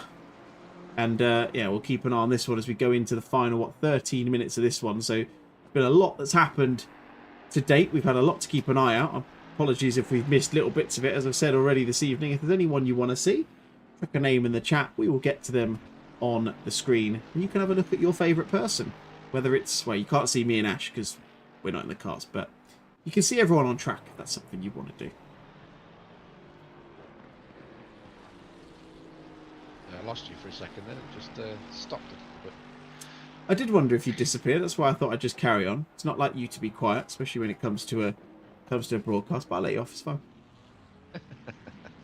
Yeah, there a couple of little freezes in on our streaming stuff. Just briefly, I lost you for a couple of seconds, but we're back now anyway. So all seems to be good. Good. All very well, Alex. I'd be better if you spelt my surname properly, but no one spells it right, so I'll let you off. But no, all good. Thank you, my friend. Hoping we're going to get a little bit of action coming into the final moments of this one. Let's go back towards this battle because this is closed up a little bit more now. So David Humphries was about a second and a half ahead of Jake Anderson, so he's now dropped back into within a second. In fact, he's within half a second as they go up towards McLean's for another time. This is be something to keep an eye out for. I'm not sure who that is behind them as well. I think it might be James White actually. Looking at that, yeah, it's a very plain white BMW. So one must think that it is the number 21 car, who is still sitting in P8. Pretty much stayed around between 5.5 and 6 seconds for a good 3 or 4 laps now. So James not making as much of an inroads as he maybe hoped. But Sam's got a good pace in front of him, so he's doing a good job keeping that gap as it is. He is indeed. I can see Freddie's now serving his pit stop, so last of the people to pit is in the pit lane. Joran's trying to spell my surname. Yeah, let's go with that, mate. That's fine. It's about as close as you're going to get. Just going to ignore the chat for a little while because they're clearly playing up to one another and being childish, which is fine. They can do what they want to do. I was actually wondering whether Colin was going to use James White to an extent there in the least rude of terms, as Freddie gets disqualified, so I'm not entirely sure what's happened there. Might be a speeding into the pit lane moment that we mentioned earlier. I thought Colin might have used James to help him get past Jake into the Melbourne Loop. I don't know if you saw it as well, Ash, but had a good run, did Colin. But then, I mean, we talked about it, he is a role model. Very sensibly and very fairly let James through to put his lap on him. So kind of lost what might have been a pretty good chance, in all honesty. Yeah, he obviously didn't feel like he had the enough of a advantage over him to get the move done cleanly. So he's obviously backed out a bit. But it looks like he might have a run, maybe. No, maybe not. You got the rear of the Mustang screwing around a little bit on the exit there as well. So trying to get a good exit out of it and down into turn 1. Doesn't look like he's quite got a good enough exit, but he'll try again next lap maybe into one of them hairpins. It looks like he's got decent pace, so he'll be trying as best he can to try and find somewhere to make a move at least. Yeah, he's certainly being helped. Jake is helping himself, I should say, in the fact that he appears to be defending his position extremely well. He's not doing anything rash. He's not doing anything kind of bold and unpredictable or anything like that. He's doing what you can only describe as just putting his car in the right position. He's kind of closing off pretty much every option Colin might have at his disposal. The most probably prevalent one, you would say, Ash, is probably that move into the Melbourne Loop. It looks like Colin's a touch quicker through the Fogarty S's, but just can't quite get the move done. It's almost shaping up to one of those where Colin might just need to lick the postage stamp and just get it done. Yeah. Colin also might be a bit wary of the foggy S's as well, because that's where he lost it earlier in the race. So it looks like he's got a good run this time, but he's on the outside. Can he get it done down the outside? He's choosing just to brake a little bit early, maybe hoping to get a good run out. Yeah, he's just lost a little bit of time there. I don't know whether he snatched a break or not going into that corner, although Jake's gone a little bit wide there. I wonder if that might give an opening. No, he's just going to stay as they were as Colin decides to do his trademark, I feel like, drift out of the final corner. I've seen that on that camera angle quite a few times in the race this evening, as we're into what, final 8 minutes now. I was going to try and make sure I kept an out for the final 10, but that's not going to happen. Quick roundup. So Nathan Smith-Adams still leading the way. They're still very much in control of this one. 8 seconds to the good ahead of Gabriel Gaspard. Rich Pixley is the man in third position in the pro category as it stands. Sam Prince is still leading the way in the silver class. He's got a nice decent gap of around about 10 seconds back to Jeremy Gore, and Lisa Louise is third place in the silver class. And then it's Adam Bent who's leading the way in the AM class. Toby Lowen in second place there, and Jake Ansell, the man very much on the foreground of your screen, is in P3 of that right now. He'll still stay in P3 even if he does potentially lose this position to Colin, although, like I said before, he's still doing a very good job after defending this, like, well, but not unfairly, I would say. Although Colin's going to try and look to the inside. No, he's not. He's not going to put the move on him this time. You and I, we've raced with Colin enough times. We know that he's very unlikely to just do anything rash at this point, isn't he? Definitely. Yeah, he's a clean driver as Colin. He'll like you say, he'll not lick the stamp. As he's going to get the move done now, because Jake has just got a bit wide into the final corner and leaves the door wide open for Colin to drive straight through. Yes, made it very easy for him in the end. As Owen's put in chat, it's now been named the Stang Squirm. Stang Squirm. That sounds like something that young people would say, and I'm not 100% sure I'm comfortable with it. I'm not sure you're ever going to hear me saying that, put it that way. Confirmed from Freddie, apparently he was in second gear in the pit lane, which is why he got the disqualification. Not for being in second gear, just to clarify, but when you're in second gear on ACC in the pit lane, you don't instigate the pit limiter. So very easy, if you don't notice you've done that, to get the old DSQ for speeding. I did say it was rare, but I didn't say it wasn't impossible. No, exactly. If there was anyone who was going to do it, I kind of felt like Freddie was probably the one who was going to do it. Raced with him and experienced him racing enough times to know it's feasible for him to do what many people can't, in both in a good way as well. We just hasten to add that as well. Poor kids. Let's have a look at this one. This is Jeremy Gore, all still fighting with Sean Warby. Although Sean's he's gone up the inside of the Melbourne loop, but he's going to be in the outside for Goddard's. He's not going to get it done, I wouldn't have thought. Although he's got a nice little cutback, as he knows, just been covered off there quite nicely. This is, well, I can't remember how long it's been. I think it's been about 40 minutes that we've been so close to, these two have been so close to each other. They're fortunate in a sense, I suppose, that they've got some back markers around them, because that'll benefit both of them, you would say, wouldn't you? Because it's going to benefit Sean in the sense of he might be able to use one of them to his advantage, but equally Jeremy's going to be thinking about how he can put cars between him and Sean, even if it's just for a corner. Yeah, definitely. It all depends on when they catch up with the back markers. The next one along is Colin, so I imagine Colin will get right out of the way on a straight at some point, or something like that. Jeremy will want to be putting a car between them to try and give himself a bit of a breather, and Sean will probably be wanting a back marker to give him an opportunity to get down the inside. Absolutely. I mean, he's essentially pushing him through the foggy S's there, isn't he? They've caught Colin at a really good time, but this is going to be the chance for Sean. Is he going to get the move done? He's got the perfect inside line into the Melbourne loop, and he's going to get up the inside. We'll see whether Jeremy can do anything to defend himself. It doesn't look like he can. That was, to quote the phrase, Ash, that was textbook overtaking from Sean there. He got up the inside. He got the braking point pretty much spot on, despite the fact he was going into it at a different angle. And I think importantly, he held that tight line on the inside, which prevented any form of cutback from Jeremy happening. Yeah, Jeremy tried the cutback, but found the rear end of a Mercedes in his way. Yeah, not the smallest thing in the world either. Back end of the Mercedes is pretty large, to say the least. So into the final couple of minutes, or final few minutes. So they'll be looking at where Nathan is at the moment. He's just crossed the finish line, so there'll be at least 2 laps, possibly 3 left in this one. It's just coming over to Elliot Barron and Graham Kerr, because Graham was within just under or just over half a second away from Elliot, so might have had a chance of making something happen.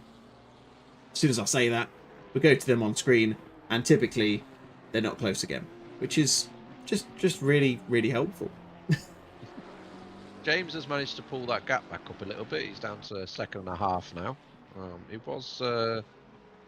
It was about 3 seconds 2 laps ago, so I don't know if Sam has made a couple of mistakes. It looks like that gap's a little bit closer than 1.5 seconds now, though. Yeah, last lap time was a 27.8 to a 27.1. Lap times literally just they've crossed the line was a 27.6 for Sam, 27 flat for James. So there's definitely an opportunity. It's going to be one of those where he's going to have to realistically be pretty much on the back of Sam by the end of this lap, you would think, if he's going to have any chance of getting a move done, because there's not that many opportunities to overtake. Certainly something we'll keep an eye on. Let's have a look back to this one, because Graham Kerr again back in with a chance. Yeah, I was just about to say that. Just saw that. He had a chance, but he doesn't now because he's got a drive-through penalty. So maybe he was closing up Ash because he was pushing too hard, and clearly has clearly not ended well in that respect. No, I'd be interested to see where he got that, actually. I'm not quite sure where on track he was at that point. Maybe in the S's? I know, because he's coming up to the S's now. Oh, there you go. No, I've just in the old hairpin. Yeah, I've just gone on to the replay. Annoyingly, it's happened right at the start of it, so I've now got to wait another like 20 seconds for this replay to finish. But yeah, it was definitely on the exit of the old hairpin. It just literally at the start of that clip caught him going wide. So yeah, that's exactly why that one happened. Now, if the replay could end quicker, that'd be fantastic, because I want to go and see what's happening with the battle between Elliot Barron and Graham Kerr. So there you go, leaders on the final lap. So that is, yeah, Nathan, sorry, is going down the back straight into the Bogarty S at the moment. So we will cut to him in a second to see him cross the line. Impressively, Ash, only 1 drive-through penalty for track limits. Yeah, there's still time, technically. Yeah, there's still time. We haven't finished this lap yet, but yeah, I'm actually quite surprised. Usually see a few here at Donington, as these two trying to get past Mark. I suppose Mark didn't just let them through on the straight, to be honest. Oh yeah, he's made that difficult, hasn't he?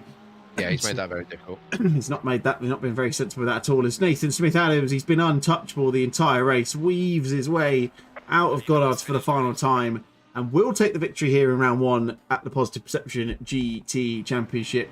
It'll be Gabriel Gaspar who's going to take 2nd place in the Pro Class, 6 seconds back from the eventual winner in the end. And it'll be Rich Pixley in that number 7 Calsonic, well, Pen02 Sonic Nissan, who will come through to finish in 3rd place. Elliot Barron will eventually finish in 4th, with Graham Kerr just behind him. Ben Brown will not take the Silver Class victory. I cannot stress that enough. He will be a pro driver come round number 2. So it will be this man, Sam Prince, barring any miraculous changes at this point, which would need to be pretty heavy at this stage for him to lose that position. He will come through to win in the Silver Class. Great result from him in his first race out in the POSPER community. James White will come through just behind him, but will have to serve that 30-second penalty. So that will promote Ranj Kelsey, you would think, up into 8th. It will promote Sean Warby into 9th. And it will probably promote Jeremy Gore up into 10th place as well. We'll see how that shakes out once that's all been closed off.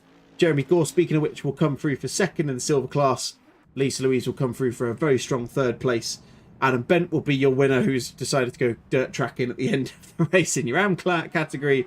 Toby Lamb will take it to 2nd place. Jake Ansell will take the final position on the podium in the AM class. So there you go. First race of the season of season 14 in the books. Ash, that was a good one. What was your highlight of the race, shall we say?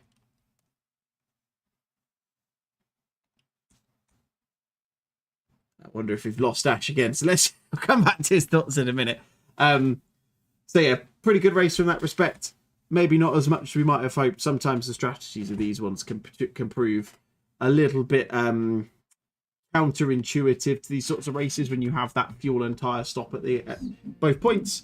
Then yeah, can ultimately cause a bit of a problem. Have we got you back, Ash? Yeah, I lost you then again for some reason. I'm not sure That's why. fine. That might have been me. It might well have been me. So yeah, what was your highlight of the race this evening? What was your standout point?